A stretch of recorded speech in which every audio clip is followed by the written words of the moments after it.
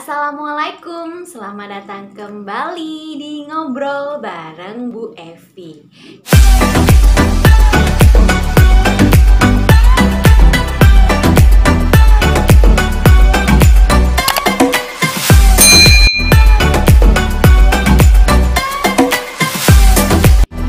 Kalian masih semangat kan buat belajar dan menaklukkan soal-soal bahasa Indonesia? Nah, pada video kali ini Bu Evi bakal membahas tentang teks anekdot. Bagi kalian yang penasaran seperti apa sih teks anekdot tersebut? Nah, seperti biasa sebelum Bu Evi lanjut ke pembahasan, buat kalian yang belum subscribe, silahkan subscribe dulu, like, komen, dan share ke teman-teman kalian. Selamat menyaksikan! Apa itu teks anekdot? Nah, jadi teks anekdot itu merupakan cerita singkat yang menarik karena lucu dan juga mengesankan. Kemudian, anekdot juga mengangkat cerita tentang orang-orang yang penting seperti tokoh masyarakat ataupun tokoh-tokoh yang terkenal berdasarkan kejadian yang sebenarnya. Nah, kemudian kejadian-kejadian yang sudah pernah terjadi pada tadi ya, tokoh-tokoh masyarakat tersebut seperti pemerintah ataupun yang lainnya. Nah, dijadikan sebagai dasar cerita lucu dengan menambahkan unsur-unsur rekaan seperti misalkan aja tempat kejadian, kemudian waktu peristiwa itu direkayasa semua. Nah, pada teks anekdot itu juga digunakan untuk menyampaikan sebuah kritik, tetapi tidak dengan cara yang kasar dan menyakiti, melainkan dengan cara yang lucu. Intinya, teks anekdot itu merupakan suatu cerita yang sangat lucu, tetapi di dalamnya terdapat kritikan terhadap tokoh-tokoh masyarakat atau tokoh-tokoh pemerintahan. Seperti itu. Lanjut ke struktur teks anekdot. Jadi struktur dari teks anekdot itu ada 5. Yang pertama adalah abstraksi, kemudian orientasi, krisis, reaksi, dan juga koda. Kita bahas dulu yang pertama, yaitu abstraksi. Nah, pada bagian ini itu merupakan pendahuluan yang menyatakan latar belakang atau gambaran umum tentang isi suatu teks anekdot.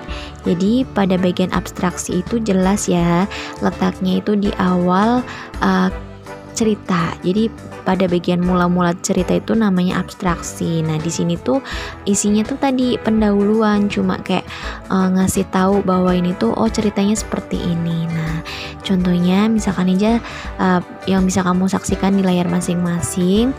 Seorang warga melapor kemalingan. Nah, itu merupakan contoh dari abstraksi. Di situ ada kalimat tersebut kan menggambarkan bahwa ada peristiwa seorang warga yang melaporkan bahwa dia kemalingan, seperti itu. Menggambarkan tuh bisa saja menceritakannya. Nah, untuk struktur yang kedua adalah orientasi. Pada bagian ini itu cerita mengarah pada terjadinya suatu konflik atau peristiwa utama. Nah, pada bagian orientasi juga itu yang menjadi penyebab timbulnya krisis. Nah, tahu nggak krisis itu apa? Nah, sebelum Baby lanjut ke bagian krisis, Baby kasih lihat contoh dulu nih untuk bagian orientasi. Kamu bisa baca ya. Nah, di situ kan ada si pelapor, polisi. Nah, Pak, saya kemalingan. Kemalingan apa? Mobil, Pak, tapi saya beruntung. Nah, tadi sesuai dengan pengertiannya, kalau bagian orientasi itu bagian cerita yang mengarah. Nah, mengarah pada terjadinya suatu konflik atau peristiwa. Seperti yang tadi contohnya tadi itu, secara tidak langsung dia mengarahkan atau menggambarkan, ngasih tahu ke kita bahwa percakapan tersebut itu ingin menuntun kita kepada puncak masalah. Ya, di situ kan ada perbincangan antara pelapor dan juga polisi, di mana si pelapor tuh ngomong sama polisinya bahwa dia kemalingan. Nah, itu menunjukkan kayak ada nuntun kita tuh ke arah puncak daripada konflik atau permasalahan.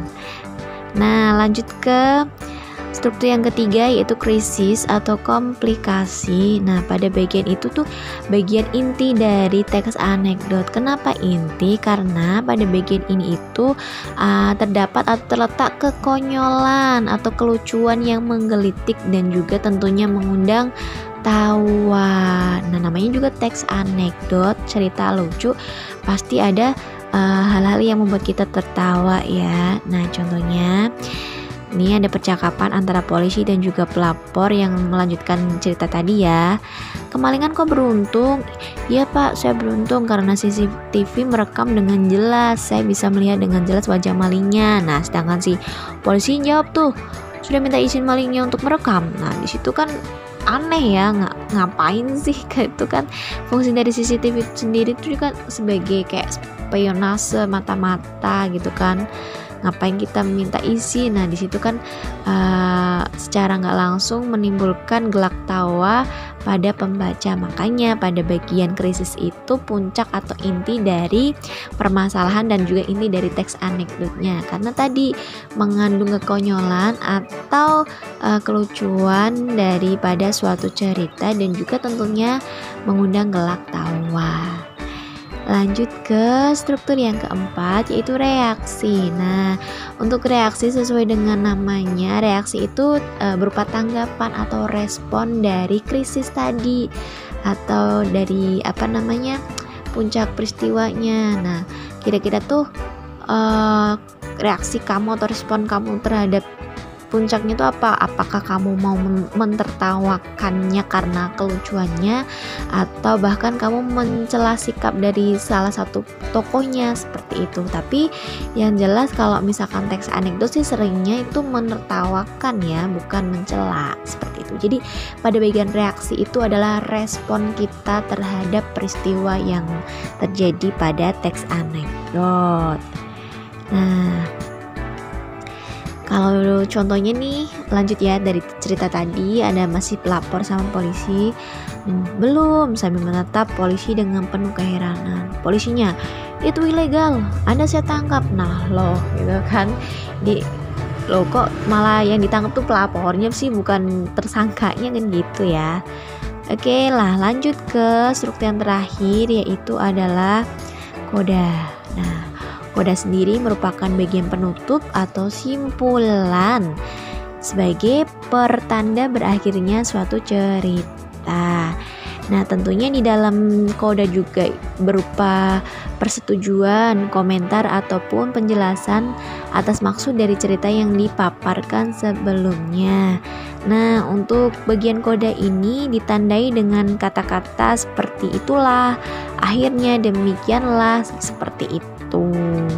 Nah, untuk bagian koda atau struktur yang terakhir itu sifatnya opsional nih gengs, artinya sunnah ya, boleh ada, boleh tidak. Nah, kalau contohnya pada lanjutan cerita anekdot yang polisi sama pelapor tadi tuh gini, dalam kurung hanya bisa pasrah tak berdaya, seperti itu. Jadi struktur dari teks anekdot tadi ada 5. Yang pertama itu ada abstraksi, kemudian orientasi, krisis, reaksi, koda. Untuk abstraksi itu bagian pendahuluan, menyatakan latar belakang atau menggambarkan secara umum suatu ceritanya. Kemudian orientasi itu bagian yang mengarahkan kita pada konflik atau peristiwa utama. Dan krisis itu adalah puncak dari teks anekdot, berisi tentang kekonyolan atau hal-hal yang lucu, menggelitik dan juga mengundang tawa. Yang keempat ada reaksi, di mana reaksi itu merupakan tanggapan atau respon kita terhadap peristiwa yang tadi sudah dipaparkan. Dan yang terakhir ada koda. Koda itu merupakan penutup atau simpulan, dan ini bersifat opsional, boleh ada dan boleh tidak. Lanjut ke kaidah kebahasaan teks anekdot. Jadi kaidahnya tuh ada 6. Yang pertama, menggunakan kalimat yang menyatakan peristiwa masa lalu. Nah, jadi kebanyakan dari teks anekdot itu karena menceritakan cerita dari orang lain yang sudah pernah terjadi ya, sebagai bentuk kritikan terhadap tokoh tersebut, maka muncullah gitu ya, sering banget digunakan kata-kata atau kalimat-kalimat yang menyatakan peristiwa masa lalu. Nah, contohnya seperti ini. Pada puncak pengadilan korupsi politik, jaksa penuntut umum menyerang saksi bukan sanksi ya. Nah, kemudian lanjut ke kaidah berikutnya, yaitu menggunakan kalimat retoris. Nah, tahu nggak retoris itu apa? Jadi kalimat retoris sama retorika itu sama artinya ya, yaitu kalimat pertanyaan yang tidak membutuhkan jawaban. Kenapa tidak membutuhkan jawaban? Karena sebenarnya tuh nggak perlu jawab karena semua orang sudah tahu jawabannya, seperti itu. Hanya untuk mempertegas saja sih. Nah, untuk kalimat retoris atau retorika itu sering muncul banget pada pidato seperti itu. Nah, contohnya nih, apakah benar? Nah, teriak jaksa bahwa Anda menerima $5.000 untuk berkompromi dalam kasus ini. Nah, cuma untuk mempertegas doang sih, nggak perlu jawab. Ya, saya ulangi, kalau retoris atau retorika itu sebuah pertanyaan yang tidak membutuhkan jawaban. Lanjut ke kaidah yang ketiga, yaitu menggunakan konjungsi yang menyatakan hubungan waktu. Nah, menunjukkan atau menyatakan hubungan waktu. Contohnya nih ada kata akhirnya hakim berkata, "Pak, tolong jawab pertanyaan jaksa." Di situ atau pada kalimat tersebut ada kata akhirnya, di mana kata akhirnya itu menunjukkan kata hubung yang menyatakan hubungan waktu. Contoh yang lain misalkan ada kata-kata kemudian, lalu, berikutnya, selanjutnya, itu juga menunjukkan hubungan waktu. Kaidah kebahasaan yang keempat yaitu menggunakan kata kerja aksi. Aksi itu berarti melakukan sesuatu ya. Kata kerja tuh berawalan me dan ber. Contohnya bisa apa saja sih? Baby ambil contoh ya, misalkan aja menulis, membaca, berjalan, makan, minum gitu ya. Nah, contoh dalam sebuah kalimat, saksi menatap keluar jendela seolah-olah tidak mendengar pertanyaan. Nah, di situ yang merupakan kata kerja mana nih? Tadi Baby udah di awal udah bilang ya, kalau kata kerja itu berawalan me dan juga ber. Nah, mana yang berawalan me dan ber? Yang berawalan me dan ber tentunya ada kata menatap dan juga mendengar. Maka kedua kata tersebut merupakan kata kerja. Tentunya menunjukkan aksi ya. Aksi di sini tuh berarti melakukan sesuatu. Kalau menatap berarti melakukan pandangan mata ya. Kalau mendengar berarti nih menyimak, bukan menguping, maaf. Lanjut ke kaidah kebahasaan yang kelima, yaitu menggunakan kalimat perintah atau biasa juga disebut sebagai imperatif. Nah, untuk kalimat perintah sendiri itu kayak ngasih perintah ya sama orang lain gitu untuk melakukan sesuatu. Contohnya, Pak, tolong jawab pertanyaan jaksa. Nah, di situ kan seseorang memerintahkan kepada bapaknya atau bapak ya, tahu nih bapaknya siapa nih, untuk menjawab pertanyaan dari jaksa. Contoh yang lain misalkan, silakan keluar dari rumah ini. Nah, itu kan juga memerintah. Buang sampah pada tempatnya, itu juga memerintah ya. Intinya kalau kalimat perintah ya tadi memerintah seseorang untuk melakukan sesuatu. Lanjut ke kaidah berikutnya, yaitu menggunakan kalimat seru. Nah, untuk kalimat seru tuh dia lebih kayak tegas, kalimatnya tuh tegas ya. Contohnya, oh maaf udah gitu toh. Contohnya ya bisa, misalkan ya tidak, itu juga merupakan kalimat seru.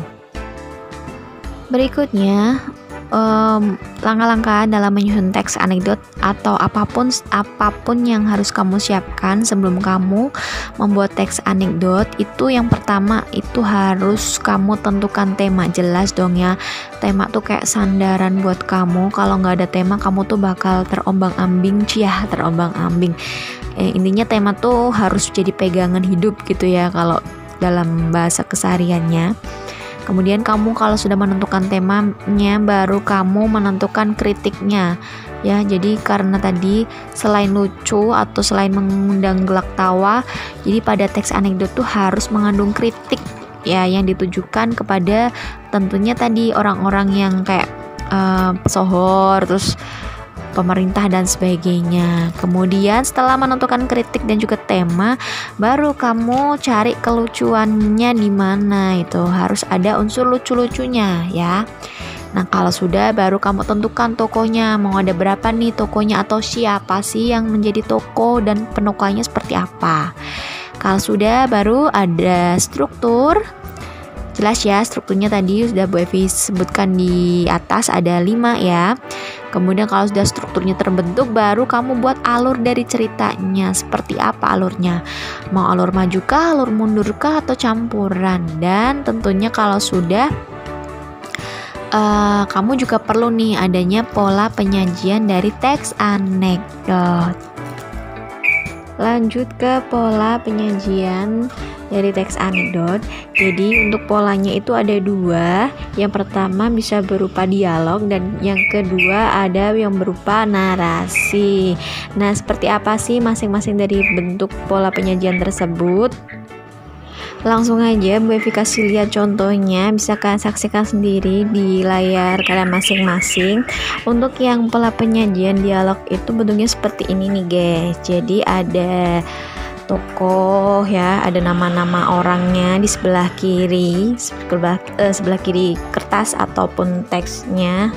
Nah, nanti kemudian setelah nama tokoh masing-masing itu diberi tanda petik 2.2 ya, bukan petik tapi titik 2. Nah, setelah itu lanjut ke percakapannya apa, dia ngomong apa gitu ya. Nah, di situ ada tokoh jaksa dengan ucapannya tadi atau perkataannya tadi seperti itu. Nah, kemudian kalau bedanya dengan yang pola narasi itu gimana sih? Sama sih sebenarnya, cuman bedanya kalau yang pola narasi itu nggak ada pemisahan atau pemenggalan antara tokoh dengan percakapan, jadi langsung belandrang gitu.